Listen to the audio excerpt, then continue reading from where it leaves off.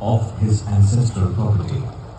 In utter despair, Asafuddaula shifted his capital to Lucknow. This turned out to be a favorable step.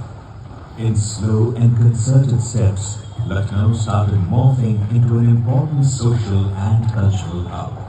Many affluent merchants and rich families of Delhi and Faizabad began to move and settle in Lucknow. The atmosphere in Lucknow began to burst with color. It became a very friendly town of fashion, art, culture with a high level of etiquette in the conduct and dialect of its people. Evening soirees with exotic and exquisite dancing girls became the name and fame of Lucknow, setting the course for a new chapter in the history of India.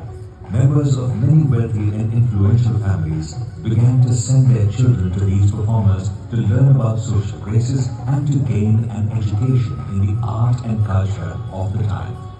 Nawab Asafuddaula himself was a passionate connoisseur and custodian of the arts. With his patronage, Lucknow rose to a new horizon, vibrant not just with literature and cultural exuberance, but also in eloquent speech, great accomplishment, opulence and wealth. Let us go back to the era when Lucknow was evolving. One Mr. Dehelvi, himself an eloquent speaker, arrived in Lucknow from Delhi. He had heard stories about exquisite articulation in Lucknow and wanted to experience and apply it himself. Dressed in style, Mr. Dehelvi reached Chowk, a bustling hub, an embodiment of heaven that pleased one and all. He was mesmerized with what he saw.